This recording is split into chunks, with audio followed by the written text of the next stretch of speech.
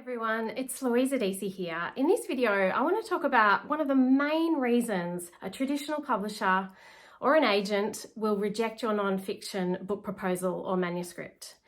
If you've never met me before, worked with me before, seen one of my videos, as a very brief introduction, I'm a published author, traditionally published author. Both of my published books were memoirs, so they're in the non-fiction category, and I've also worked on many book proposals as an editor and a consultant for first-time authors. And I have a number of courses which teach writing and publishing for first-time authors in the traditional book publishing industry. So in this video, I want to really explain this whole concept of being rejected for lack of platform, because that is pretty much the main reason that a non-fiction is rejected from a publisher or agent in the traditional book publishing industry. The reason for this is because book sales, particularly with non-fiction, come down to relationships. So what relationships does that author have in that category, theme, topic, expertise area or leadership area that they have written a whole book about? Why would I pick up and buy, purchase this book above, thousands of other titles coming out on that same week, in that same year, in that month, on these topics or themes? The author's platform has an enormous amount to do with book sales. So this is why these non-fiction book proposals are getting rejected. But I want to go a little bit deeper for you and give you some specifics, because I find that the authors that I work with and speak to have the completely wrong concept of what platform is. Now, I believe that I got both of my book deals without a big platform. And I did. I did not have 1 million followers on social media. I didn't even have I don't think I even had an Instagram account when I pitched my second book. But platform is really your connections and your relationships in that field, and your brand, i.e. what people think about you, your reputation in that area of what the book that you are proposing. So I saw an agent posting today in one of the writing groups that I'm in online about how many publishers had rejected manuscripts that she had put forward due to this lack of platform. Now I want to get a bit granular here for you. This came down to things like website. Do you have a website? Does that website have a clear photo of you and a clear author bio, which makes very clear your area of expertise in writing? 2, do you have any public social media accounts? This is a big one. So having a public profile on social media, such as a Facebook page or an Instagram profile, Twitter or X, whatever it's called now, or TikTok, or even LinkedIn. It's not really social media, but LinkedIn, it's a professional networking platform.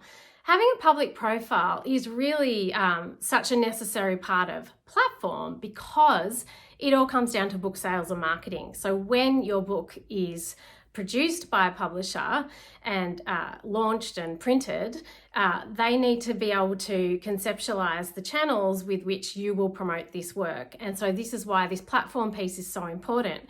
Now, even if you just have a Facebook profile which has your bio where you share your latest articles or blog posts, that is important, because the whole thing about platform and why it is important in terms of book marketing for nonfiction is because it will introduce people outside of that publisher network, so the people that they connect with via their book catalogs. It is another stream of your audience being able to find you. So let's say you have one social media platform that you focus on, which I recommend. I don't think that you need to be on all social media platforms. Just choose one and focus on that and do it well. And even better if it's one that you can find a way to enjoy engaging on and being, your authentic self, because that shows. And then So when your book comes out and you've got those relationships going, and you can promote your new book on that platform, or talk to related industry experts on that platform, that all compounds the reach of your book and the marketing and the sales. So, even if, and this is another thing that I want to share about platform, you could build a platform through writing for an industry body newsletter, for example. There are so many ways that you can build your platform that are not about getting 1 million followers on Twitter or Instagram or TikTok. But having a platform that agents and publishers will respond to positively is about being connected to the audience and the people in your field of expertise who are actually going to impact the amplification of your story and your message. So that's what they're looking for in that platform piece. And this is why I know a lot of authors focus on, I've got to have a piece that goes viral on the New York Times, or I've got to have 1 million followers on TikTok. It is not about that at all. And I believe this is why I got my book deals without any of that, because I showed through my platform that I had clearly established relationships in the market, to the subcategory to which I was writing. And I showed that through, particularly positioning. I had an article published, a big article on, what's it called? It's one of the widest circulating newspapers in Australia. It was in the Sunday Supplement, and it was on female bodybuilding. And I didn't even mention that, even though the reach and the circulation, it had a lot of comments on social media. It had a lot of shares. It went, I guess, kind of viral online when it was published.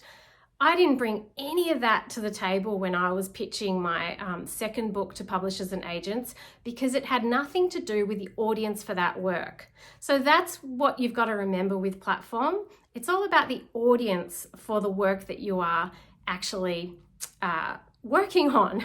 So that if it's a memoir, a literary memoir, maybe it's a more commercial memoir, like a "it happened to me" kind of story.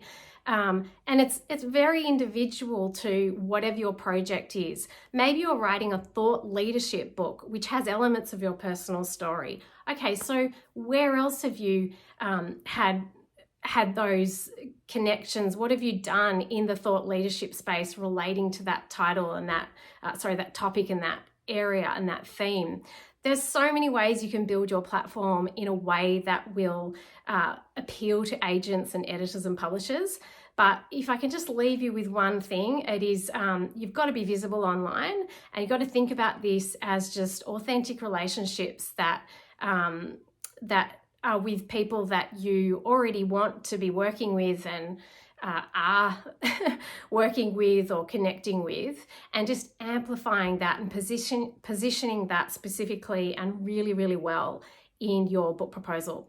So I hope that helps. I have a course on creating a writer platform. If you don't even know where to start on your website, your social media channels, whether or not you should start a blog or a Substack or anything like that, I will link to my course. If you'd like to do that, you can do it in a weekend, get everything set up and start growing your platform. And if you have any questions, please let me know in the comments.